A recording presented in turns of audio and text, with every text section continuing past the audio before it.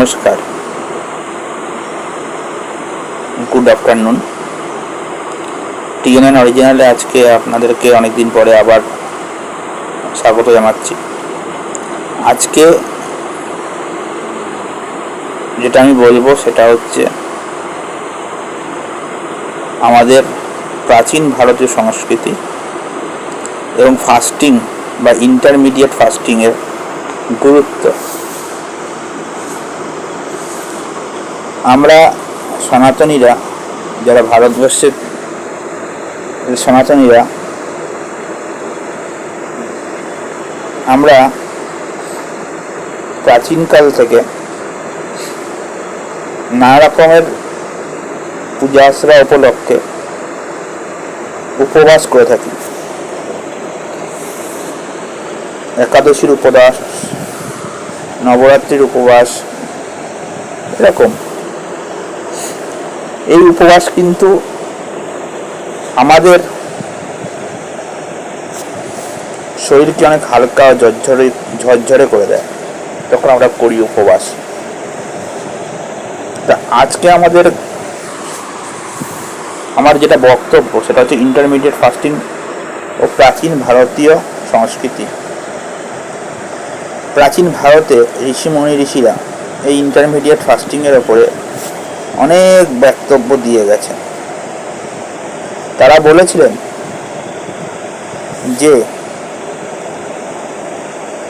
সূর্য ওঠার পরে প্রায় 1 ঘন্টা কি 2 ঘন্টা পরে সমস্ত কার্য, ব্যায়াম, যোগা, দিনচর্যা কার্য করার পরে, শরীরচর্চা করার পরে, স্নান সব কিছু করার পরে খাদ্য আহরণ করতে সকালে, এবং সূর্য ডুবে যাওয়ার আগে 45 মিনিট থেকে 1 ঘন্টা আগে মধ্যাহ্ন ক্রস করে অপরাহ্নে খাদ্য গ্রহণ করে দিতে হবে। ভারতীয় সংস্কৃতিতে breakfast, dinner, lunch, tiffin, tea time এই জিনিসগুলো ছিল না। কলোনিয়াল পরিস্থিতি এবং মোগল জমানা থেকে আমাদের দেশে, আমাদের সংস্কৃতিতে এই জিনিসগুলো ঢুকেছে। আমরা যদি আমাদের প্রাচীন ভারতের সংস্কৃতিতে 75% আমরা কাঁচা খাবার খেতাম, খাবার, মাংসাশী আমাদের মধ্যে খুব কম ছিল। সাত্ত্বিক ভোজন আমরা পালন করতাম, কিন্তু দিনে 2 বারই খেতাম।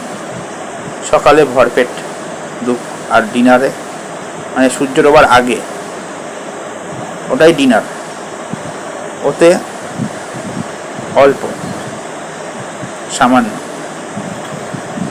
এর ফলে যেটা হতো, আগেকার ঋষিরা লম্বা আয়ু পেত, নীরব থাকত। তারপরে তারা, যেহেতু সারাদিন খাওয়া দাওয়ার কোনো ব্যাপার ছিল না, তারা প্রচুর পরিমাণ সময় পেত গবেষণা এবং পঠন পাঠন এবং সামাজিক কার্যে। অপরাহ্ন এবং সূর্য ডোবার আগে খাওয়া শেষ করে নেওয়ার ফলে সারা শরীর বাকি 16 ঘন্টা থেকে 17 ঘন্টা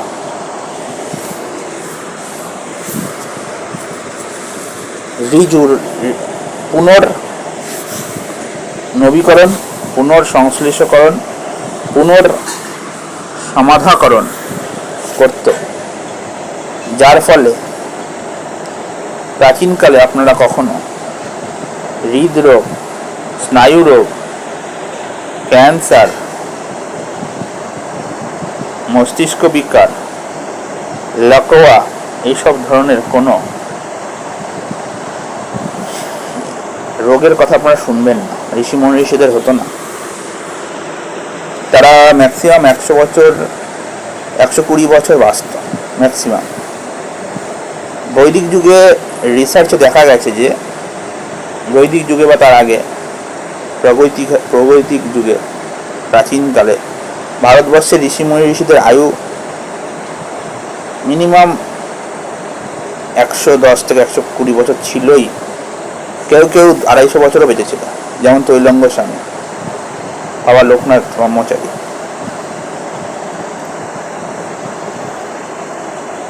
এই বলে আমি একটা বলবো যে আমরা যদি সত্যিকার ইন্টারমিডিয়েট ফাস্টিং করি সেটা আমাদের জন্য খুবই গুরুত্বপূর্ণ।